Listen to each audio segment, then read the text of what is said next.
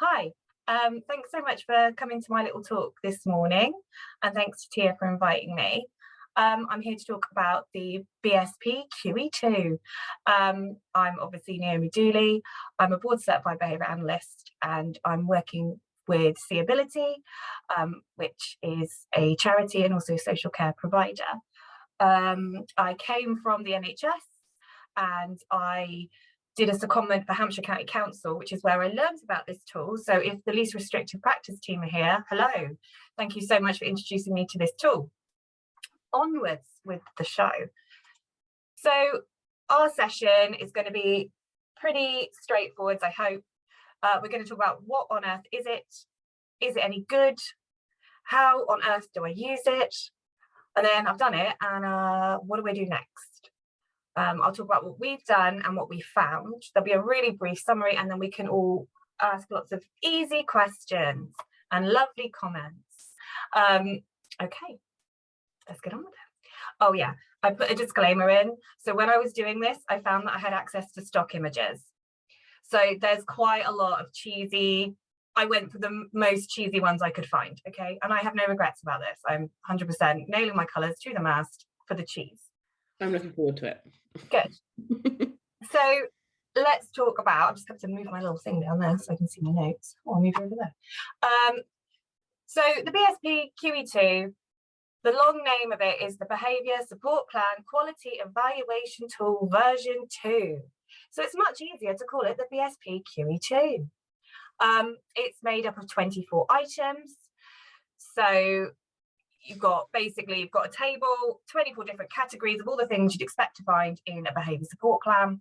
And then you just score each of those items between 0 and 2. So far, so easy. That gets totaled up. And at the bottom, you get your scores, and your score under 12 is a weak plan, sad face. If you score 13 to 16, it's an underdeveloped plan, double sad face. And then if you get between 17 and 20, it's a good plan. And then this is my favorite part. So if it's above 21, your plan is superior, which I just think is hilarious. Superior plan incoming. I'd rather go for excellent or something slightly less. I don't know, it's like a British thing, but superior just seems a bit, I don't know, shirt stuffy. So they're your scoring kind of brackets. So let's go right back in time to 2003, a simpler time where you could be close to people and, you know, breathe on them. It was developed in America for students. So basically they looked at the school system in America and they thought, actually, we're not assessing the quality of people's behaviour support plans. How can we improve them? And that was how it's developed. So it's for kids, basically. And you'll see that when I show you it, there's a bit in there, it's like curriculum. And you're like, oh, curriculum. Those 24 items include the description of the problem behaviour, the triggers to that challenging behaviour, problem behaviour, what environmental changes you need to put in place to make the likelihood of the problem behaviour less, a hierarchy of responses to that problem behaviour, and then skills that should be taught that are functionally equivalent to whatever the barrier to education is. There should also be a clear statement of a hypothesized function. And also my favourite part about it, which is kind of lame, is the recording and reporting duties. So it very clearly says it is the care support worker's role to do this, it is the PBS lead's job to do this, the manager's role to do that. I love that because that's often something that gets overlooked. So I briefly tried to summarise the scoring system.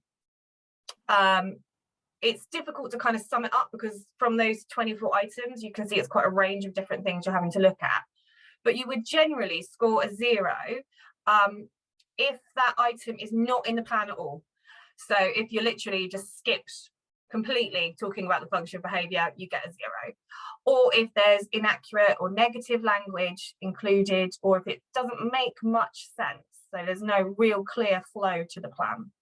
So if you've got things like emotional states in there, if you've got definitions of behaviour that aren't operational, if there's any derogatory language, or if they describe punishment, it's a 0. You get a 1 if you're kind of you're almost there, you're so close, you're getting there, as you've generally described or kind of hitting that item, but it's not quite there, it's not clear enough, and it doesn't link to the other aspects of the plan. That's a really cool bit. If it's just a standalone statement, or do this, and you're like, why do I, what is the point of that? Then it would be a 1. You get your 2, yay, if you fully included all the descriptions and it's completely logical, specific, and it's measurable. And again, something I like is it has got handy drop-down definitions for each item. So you can just click on the little drop-down and bingo, they're there, and it can help guide your decision making. Moving on from what is it, and I will show you it, but you know, I know that's what you're all waiting for, so I'm going to hold back for a minute. I'm going to talk about if it's any good. So I'm going to talk about research, and before everyone groans and goes, oh, I've tried to keep it hopefully quite snappy. So if you're thinking, so they started off by using it with children, right? So along came McVilly in 2012 and said, oh, I'm going to look at it with adults. And the title of the paper says, adults with intellectual disability and challenging behaviour. So I got very excited and I thought, oh, they're going to actually look about whether it has an impact on challenging behaviour. They didn't. They missed a trick there. They didn't look specifically at whether it reduced challenging behaviour over time. But what they did do was they looked at pairs of behaviour support plans over the course of 3 years.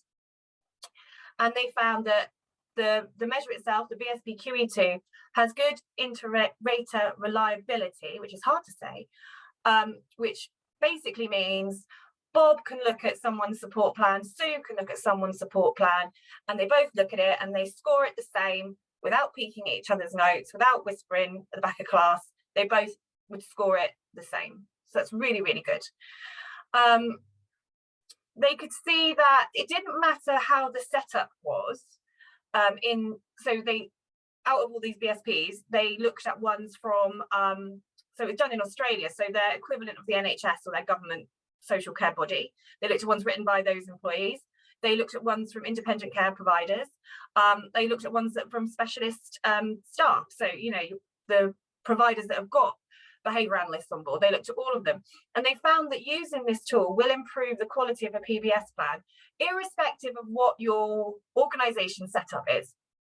So that was quite exciting, because what it means for us is that it doesn't matter where you are, where you come from, you can still use this tool and it will still get you measurable improvements over time. So I thought that was pretty exciting. This one, again, is really cool. So if you know me, you know that reducing restrictive practice is so important to everything that I do. And what Richardson, Webber and Lambrick found, and then Webber et al. In 2012, they both found that if you use this tool, there's less likelihood, if you've got a good quality plan, there's less likelihood of restraint or seclusion. So what Webber et al. Did is they looked at the rate of restraint and seclusion before running the BSP, well, when they ran it first of all on the first kind of version of the behaviour support plan, and then they improved the behaviour support plan and ran it again. They found that if you have a high quality behaviour support plan in place, i.e. it scores highly on the BSP-QEII, there was less restraint and seclusion over time versus the low quality plans where restraint and seclusion over time actually increased, which was kind of terrifying when I read that bit. So it's not just whether a low quality plan doesn't do any harm, it kind of does do harm long term, potentially. They looked at the mean rate of PRN medication and linked that back to the quality of the plan. They found that the average rate of PRN increased for low quality plans. So you're more likely to be given drugs following some kind of challenging behaviour if you haven't got that high quality plan in place, and vice versa, it decreased for high quality plans. They looked at each of those 24 items and they found that all of those items bar one significantly contributed to the reduction of restraint and seclusion. The only item that didn't contribute was having a proper definition, a clear definition of the behaviour of concern. So we might really like that aspect, that, you know, really clear operational definition, but in terms of impact, that's not the most important part of your plan. It was all the other items. So in terms of this study, it wasn't a direct effect of the BSP-QEII. It wasn't really, it was more a correlation than causation, because it was an indirect measure. But, as I've just written here in my notes, it was a nice chunky sample size. It was 198 plans they looked at. And it was statistically significant. And if you've done any kind of stats, you'll know that something that's statistically significant is very exciting, because it means that you can attribute the effect of whatever your intervention was, or the change you did, whatever you're measuring, you can determine it wasn't due to chance. It wasn't just random that these people suddenly decided that, oh, actually, I'm going to just not engage in whatever behaviour led to restraint and seclusion before. It was probably because the plan was of better quality. So that was the Weber study. Talking about the Richardson study, this was massive. This was again in Australia, and they looked at 1,414 people that were subject to restraint. They all lived in residential services, and they looked closely between 2010 and 2013, and then they did like a snapshot follow-up in 2015. So what they found was the main correlations of the main factors that were correlated with long-term restraint were having a diagnosis of autism, having a speech impairment, and also having a psychiatric condition. So what they postulate, and I completely agree, is what do these have in common? Communication difficulties. And that's where PBS can really come in. So they found that 2/3 of cessation of restraint could be explained by having effective behaviour support plans and also acquiring alternative behaviours. So those two factors were accounted for 2/3 of that reduction in restraint. So that's really, really interesting and really exciting, because if you think that one of the main points on the BSP-QEII is you want to be teaching a functionally equivalent behaviour, generally, from my experience, again, anecdotal, you're usually teaching a communication. You're teaching, go away, come here, leave me alone, sod off, you know, whatever it might be. You're teaching something that's communication based. So yeah, I just thought that was incredibly interesting in terms of the impact of using the tool. And even if you're not targeting restraint and seclusion, it still does kind of have a trickle down effect. Oh, again, STOMP, I love STOMP. So STOMP is if you don't know about STOMP, please go and Google it. You should really know about it. It stands for Stop the Over-Medication of People with Learning Disabilities or Autism. And, well, just generally, we should be stopping the over-medication of people. So I couldn't find any explicit research on using the BSP-QEII and then relating that back to a reduction in people's prescribed medication. But I did find a study by Gerard et al., who actually emailed me the article. I was like, oh, cool, fangirling. And they found that if you have good quality PBS across your organisation, it builds in a system where you can then support your staff teams to really tackle STOMP and really focus on reducing that over-medication. So it's almost a secondary effect of having good quality PBS. But if you've got good quality PBS, you're going to have good data monitoring, you're going to have good audit and accountability processes built in. And that then sets you up for being able to then have processes, have data, have information sharing between yourself and the psychiatrist or the prescribing GP to reduce that medication over time. And that's what Gerard et al. Found. So I would really, really urge, if you can get your hands on this paper, I would read it because it's really interesting. It doesn't specifically look at the BSP-QEII, but if you take a step back and look at the quality of plans, it definitely links in. So monitoring the quality of plans is important, kids.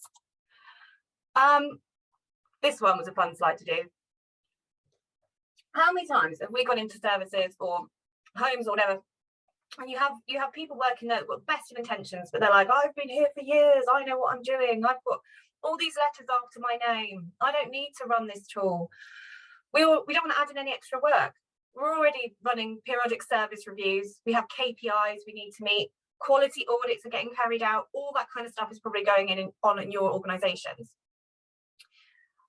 But what they found, what Browning Wright et al. In 2007 found, so these are the same people that kind of invented it back in 2003, they trained a whopping 10,000 educators in using the BSP-QEII, and they found that if you were trained in how to use it, you were 4 times more likely to have effective, good quality PBS plans compared to if you were just trained in, I think it was the 6 main concepts of behaviour analysis or positive behaviour support. So I thought it was really interesting just to say that it is important to know your stuff, but you getting familiar and confident with using this tool has a direct impact to the quality of plan that you're making, that you're monitoring and you're evaluating over time. So O'Dwyer, McVilly and Webber, so this is a bit more of a more up-to-date study. This was exciting because they actually had a control group for restrictive interventions. So they actually did look properly at restrictive interventions. They also looked at maladaptive behaviors. So I wasn't clear on what a maladaptive behavior was. They used something called the SIBR, so I'm assuming it's self-interest behavior. But they trained 54 members of staff in PBS, including those main elements from the BSP-QEII, and that took 4 days. They did a follow-up 12 months on, and they looked at pre and post maladaptive behavior scores using this SIBR measure. They found there was a 4.2 improvement in or reduction, I suppose that would be, in maladaptive behaviors. So it shifted 4 points towards less maladaptive behaviors. So you could argue, oh my goodness, great, it reduces maladaptive behaviors, but in that measure, even after the improvements, it still fell into the marginally serious category. I don't know about you, but marginally serious still sounds a little bit serious to me. And so I do kind of have a little bit of a red flag around marginally serious or actually serious, just a bit serious. So I kind of, yeah, take that with a pinch of salt. But it's still interesting. Any improvement is an improvement. Any reduction in self-injury is a reduction in self-injury. So don't dismiss it. It's exciting. It's any improvement is better than no improvement or even an increase in self-injury. And just like all the other studies, they found that training of staff on the key elements of the BSP-QEII led to improvement of the plan's quality. But they also measured clients' mental health, and that improved, so their mental health improved, and there was also a reduction in restrictive intervention use. So overall, the scores that they got increased from an average of 8.4 to 11.4. So going back to where I said, oh, 0 to 12 is it's crap, and then 13 to 16 is it's still quite crap, but you're all right, and then good, and then superior. These ones are still all going to be classed as weak. Even though they've seen that improvement, they're still technically classed as weak. And I'll talk more about that later on. What time am I on? All right. Yep. So I'm going to have a bit of my chamomile tea to calm me down. Talking about what we did at Seeability.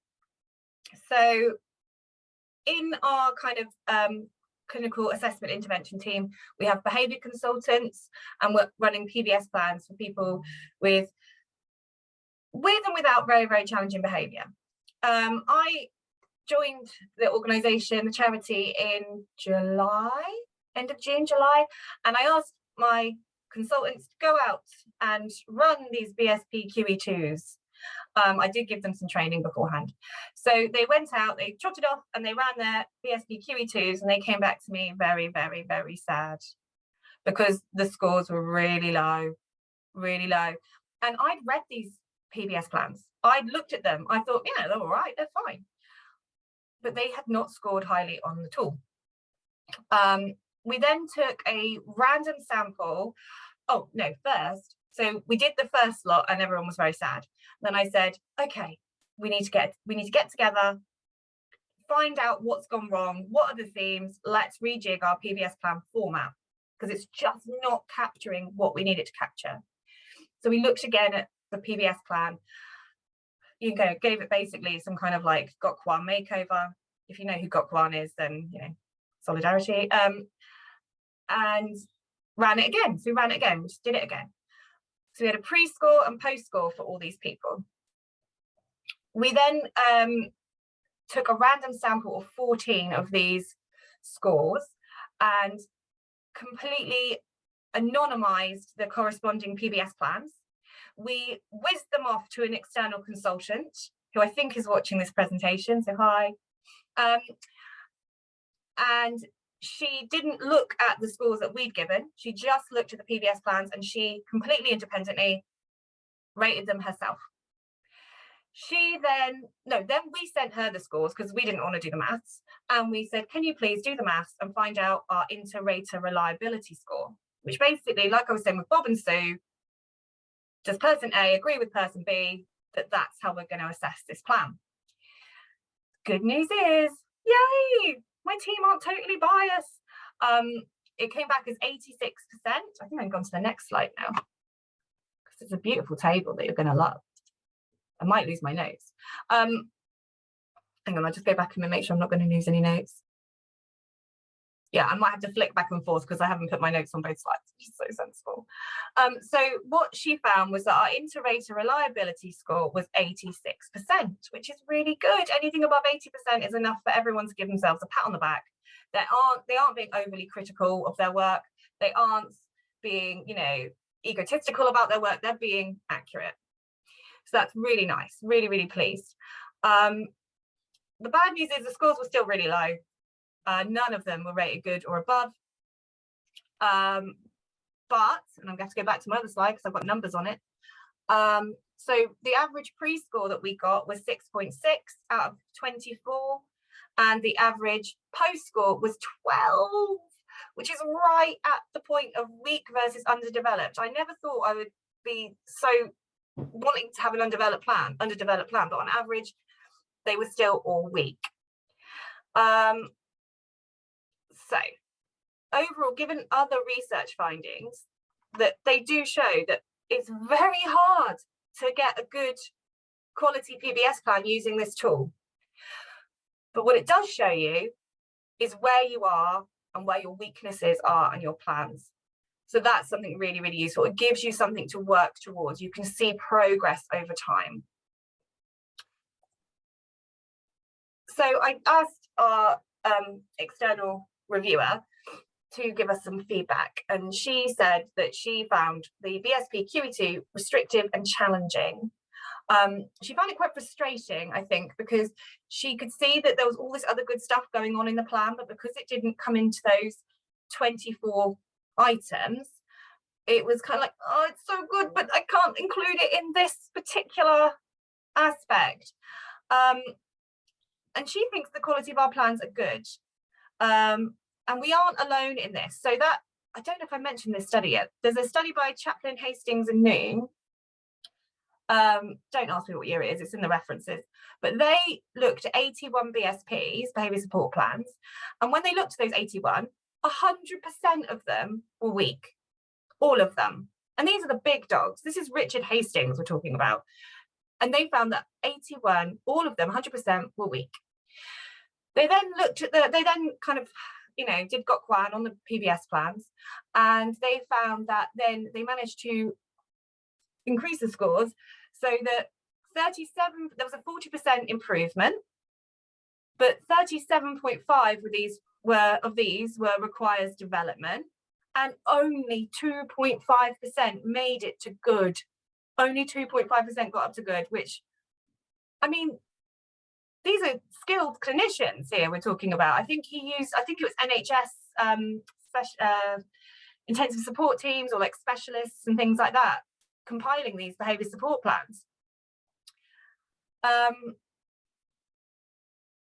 yes, look, I've written it down. So this piece of research by Chaplin, Hastings and Noon was done with the Northumberland, Tyne and Wear NHS Trust, and also from the University of Warwick, the Centre for Educational Development, Appraisal and Research. So this was them doing it in our own country. This wasn't Australia, it wasn't America, it was using adults, and this was the scores that they got.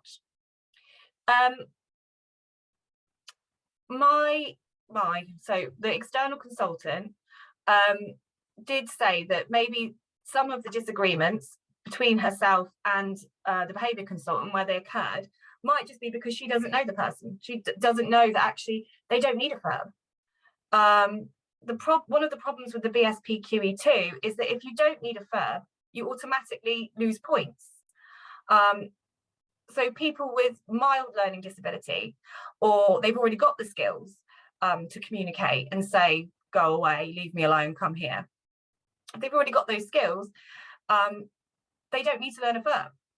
It's more of an issue of motivation, identifying reinforcers to get them to be encouraged to choose, make a good choice, to use an American expression, but that kind of thing. So there's nothing about capacity in the tool.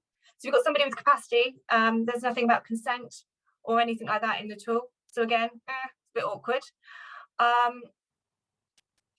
Yeah, and also if there's no problem behaviour, you score a 0, which to me is kind of counterintuitive, because that's the goal. We don't want people to be engaging in problem behaviour. So that as well was something that I wanted to kind of share with you guys, that it's got its faults, but it's still pretty accurate. Oh, this is the fun bit. Okay, so everybody shake yourself off. Okay, it's almost 11 o'clock, and we are going to go through an example of how to use the BSP-QEII. So I've got 2 versions of a fictional behaviour support plan. Now, when I was doing this, running through this with my brother last night, he did say, Naomi, this might be a bit sensitive for people. So if you really, really don't like Boris Johnson, fair, and I'm sorry if this upsets you. But I thought it would engage people, and I thought it would be something that, keeps it light and stops it getting too heavy. So we'll read through it together. Then I'd like you to get the little chat box open and do what I say, put numbers in, basically. So when Boris gets upset, he might engage in property destruction to get you to talk to him. Boris likes having people around him, so don't leave him on his own for too long. Stay nearby and talk to him often. Make sure you're nearby Boris when he's watching TV. Support Boris to use Makaton or his words to get what he needs. If you see signs that he's becoming upset, move away.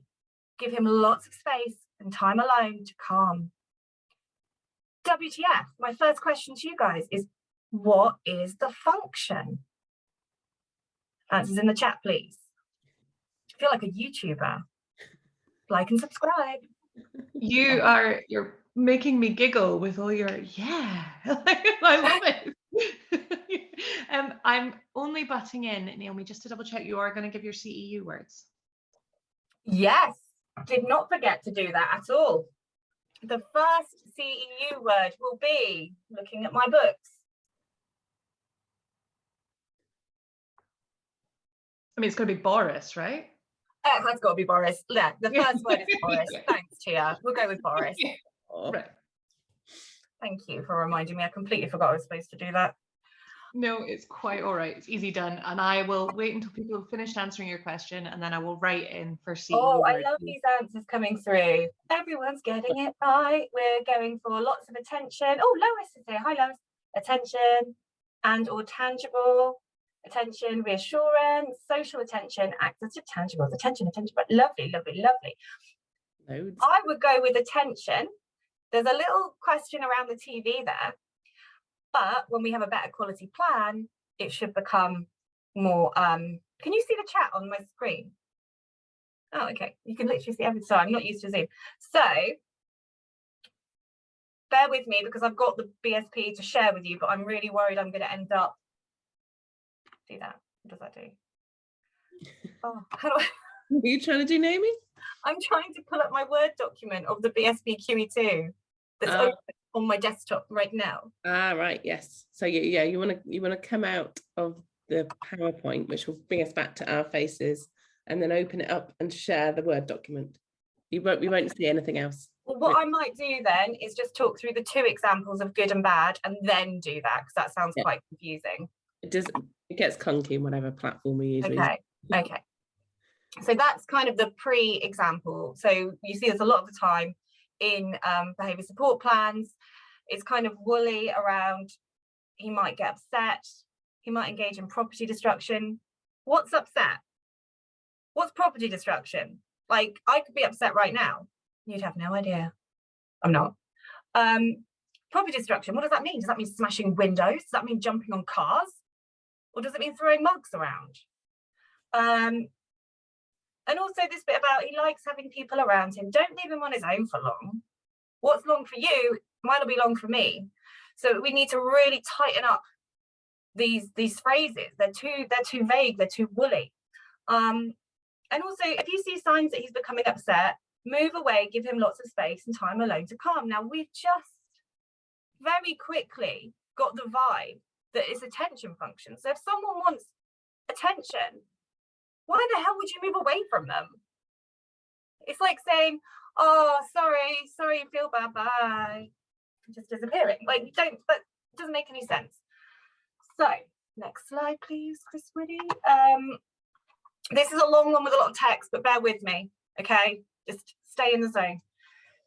So I've put, Boris likes having people around him and he loves a party atmosphere, does our Boris. He's currently learning, I can see Tia laughing, he's currently learning how to enjoy time alone, and he can cope being left alone for up to 5 minutes. So straight away you have done your functional assessment, you've done all your baseline, you know that 5 minutes, he's cool, he's down with that. Tell the person, think about who's going to be reading this. The person's probably might be reading it, their family and care support workers. Be specific. 5 minutes, that's it max.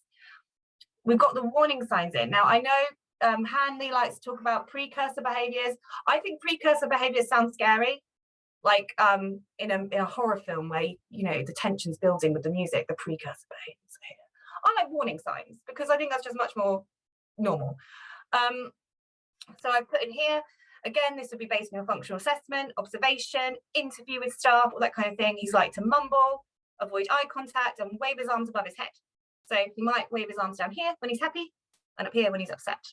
So be specific, because staff are going to need to know, what can I see? What do I do? If you don't respond to that, so if you do what is said in the previous plan, which is move away, give him space, leave him alone, he will then start throwing objects at staff that are nearby. So example is mug, photo frames and pillows. So straight away it's specifying what this property destruction is, because property destruction is really loaded, isn't it? Like I said, it could mean jumping on cars and smashing windows. I mean, getting a mug thrown at your head isn't good either, but it's a different threat level, I think. And then it's a clear statement. This is what we are working on reducing. This. Don't worry about the rest of it. Mumbling, that's fine. Avoiding eye contact, no worries. Waving arms, that's cool. Throwing stuff, that's what we're going to try and reduce. So then you have your statement of function. We think Boris does this to get people to talk to him, the function of this behaviour. I deliberately didn't put in attention. That's a judgment call on my part.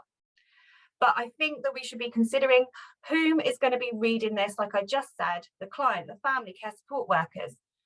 Think of issues of respect. Now, if someone says to me, if I'm there going, kids, and they're like, oh, she's just doing it for attention. She just wants our attention again. I'd be like, no. So it's about making sure that you're using non-loaded language that still gets the same message across. I mean, how many times have we read or heard, oh, they're just doing it for attention or control. They just want to get what they want. Yeah, don't we all? Don't we all want to get what we want?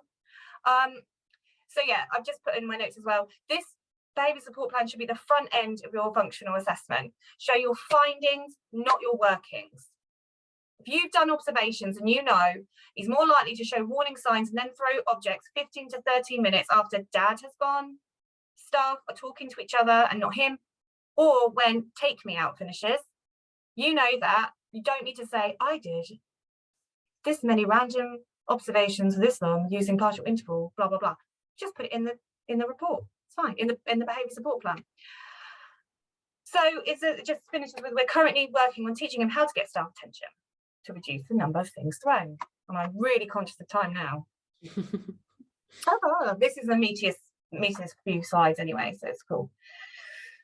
The next bit, so that's kind of, this is Boris as one section. Then it's what you should do section.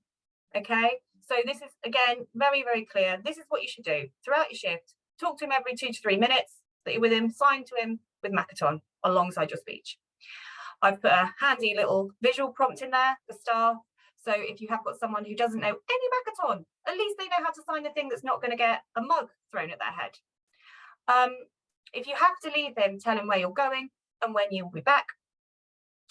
When any of these, like, they're antecedents. So when any of these triggers happen, Boris's dad leaves, take me out ends, or when staff talk to one another, sign talk and record whether he copies a sign or says talk on the skills I'm learning data sheet that is in his folder in the office. Spell it out. You have to do this, record it. Any warning signs at any time. So we think this is when it's most likely to happen, but if you see these warning signs at any time, prompt him, sign talk. Record. He's at the prompting level, so you're still doing that with him. If he signs or says talk independently, 10 minutes of full-on interaction and talking, happy days. If he doesn't copy the sign or says talk, you just spend 2 minutes talking with him. So if you've signed, do you want to talk? And he's just like, not happy with you. Just 2 minutes, see how he is, go back. So you've got your teaching strategy in there. You've got differential reinforcement there. He's doing it independently. 2 minutes, ding, ding, ding, ding, ding. If he's still not responding and not copying, then you go down for the 2 minutes, but you're still there for him. Observe, you see them again, you prompt again, rinse and repeat. So that is the plans. Let's look at the tool, which I'm sure you're all on the edge of your seat to see. Now this bit might all go very wrong. Am I going to have to stop sharing and then reshare with the Word document up? Yes, I think that's the best way of doing it. Let's try that. Stop share. Escape. Sorry, I'm just sorry not about this. Okay, right, got it. Then share. Screen 2. Can you see the screen? Oh no, I press share. There we go. Right. Yes, I can see your Word document, Naomi. So this is the plan. Oh, the tool. So it's very intuitive. You put the date in, pre or post behaviour work in here. Told you, handy drop down menus. Your name, the client's name. This should all become clearer based on the 2 examples I've given you guys. So in terms of describing the priority behaviour of concern, you've got here your evaluation comments and a little bit of like a hint about how to fill it out. There's been no behaviours of concern described. It's a 0. But like I said, if someone hasn't got any challenging behaviour, you can't capture that. You can't say, yeah, but it's all good. If all of the behaviours under the sun have all been described, they might hit, they might throw, they might tap dance, they might, whatever it might be. And also they might, punch you in the head. But you're like, well, hang on. What ones should I be worried about here? That's a 1. Like I said, they're getting there. It's just not quite there. If you've got a clear priority behaviour and it's observable, measurable, it's been targeted for reduction or for, or even like, yeah, so basically you've got to make sure it's observable, measurable, you get it to happy days.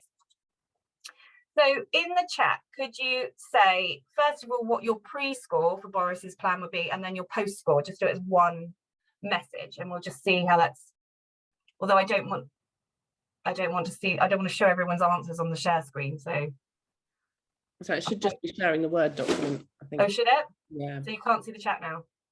No, I can only see my chat. Oh, it's very clever.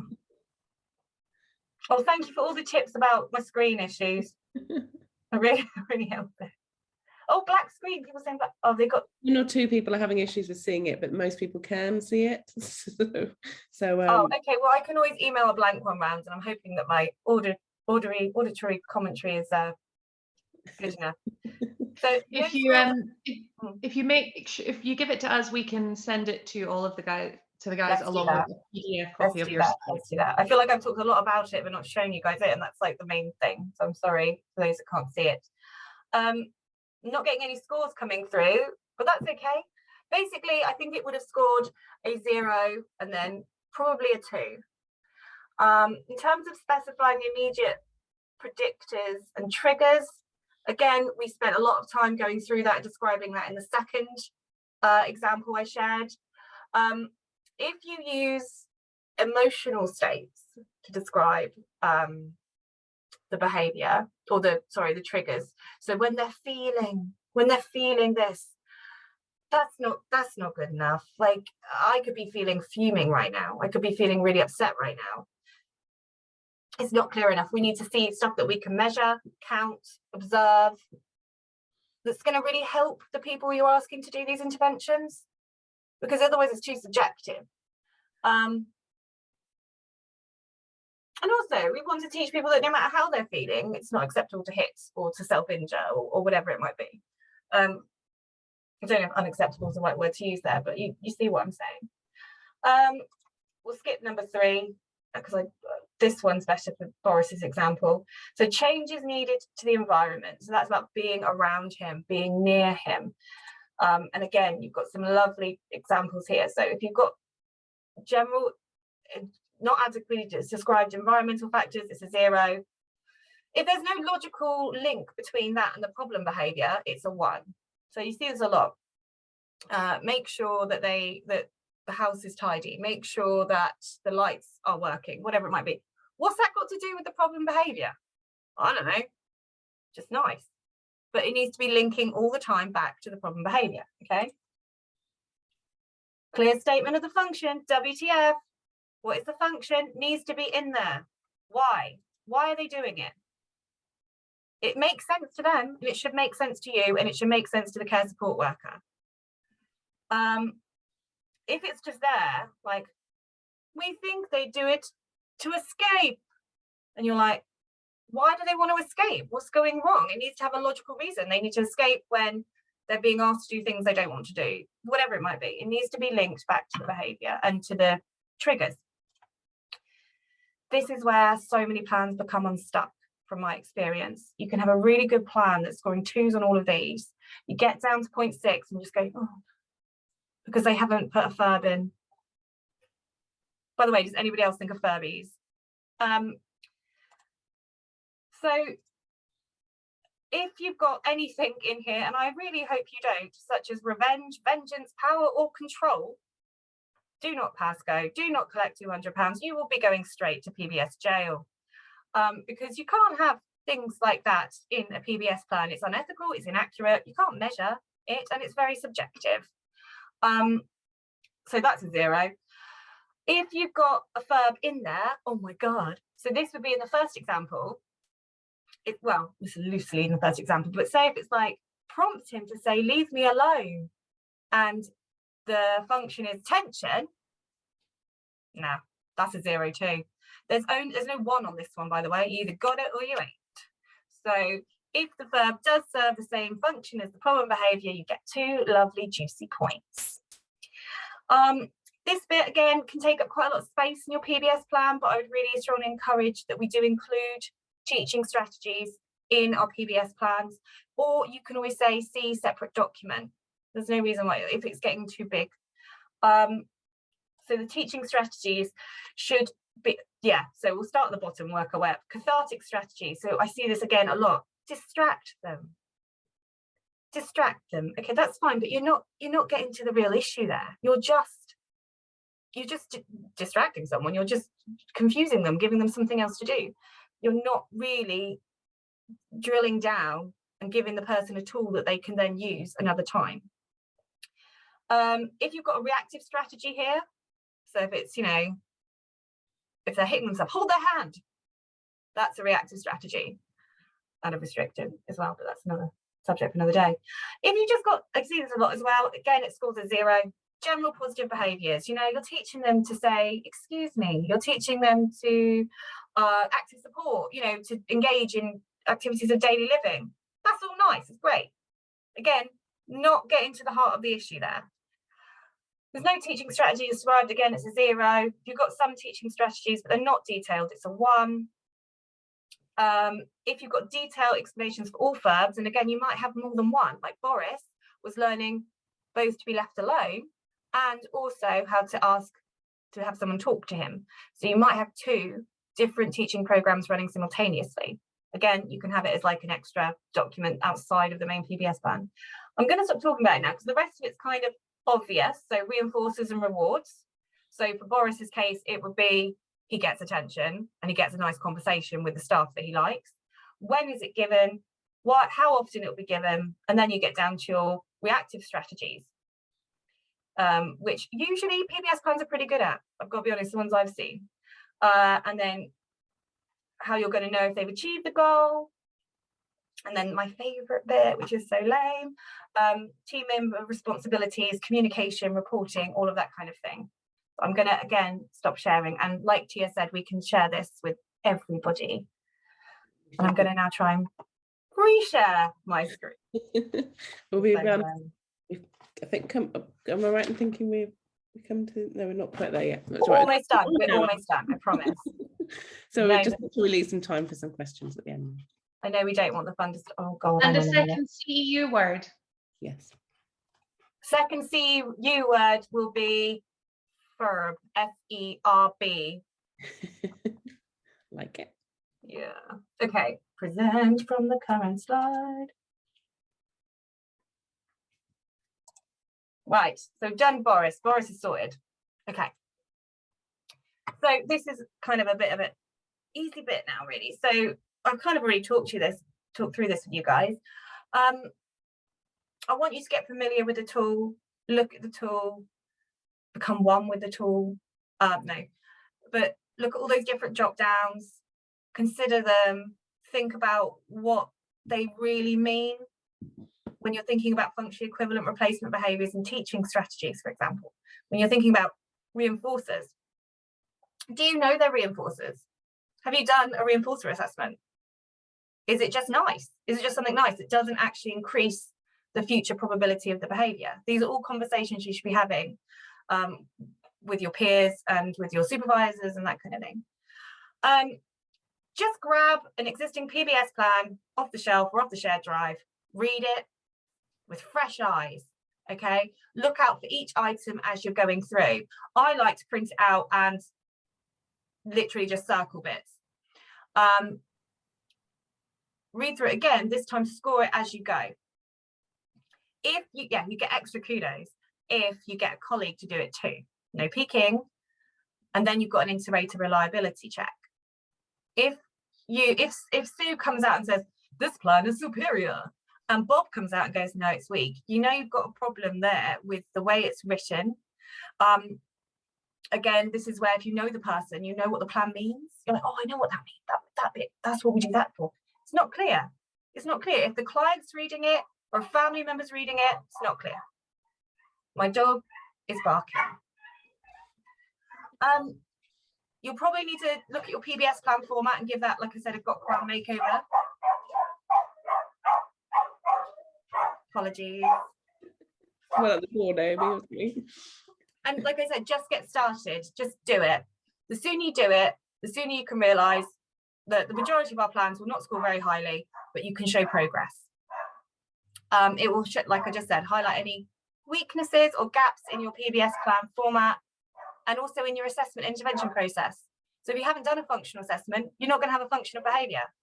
If you haven't done a functional assessment, you're not going to know any triggers and antecedents. For risk. It also, will give you a nice baseline to measure your quality improvement over time. And that's what you want, isn't it? You just want to, everyone's working towards just getting it right and improving over time. We can't do this overnight. It takes a long time. Those studies were over 3 years, some of them. And they still came out with weak plans. So that's kind of what we're doing next. We're looking at the key themes and weaknesses of our report format, our recording format, our assessment processes. We've done, like I said, got our makeover. And next things we came here to talk to you guys. I'm just going to check so what time are we on. And then they all lived happily ever after. But wait.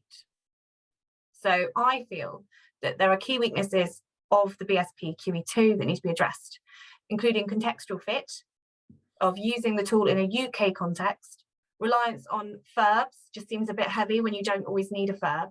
There's no, like I said before, they don't talk about consent, they don't talk about capacity. It doesn't account for other strategies that are also useful in de-escalating the behaviour, like strategic capitulation or stimulus change. It doesn't account for what the individual actually wants from their life. There's no measure of quality of life. There's no social validity checks. There's no input from the stakeholder. So there's definite weaknesses about this tool. But wait, there are some pesky researchers sniffing around. So the lovely Nick Gore, Peter Baker, Jill Chaplin, Susie Sappier, and others are currently working on developing a behaviour support plan quality tool that is more, addresses those key weaknesses and is more appropriate for a UK context.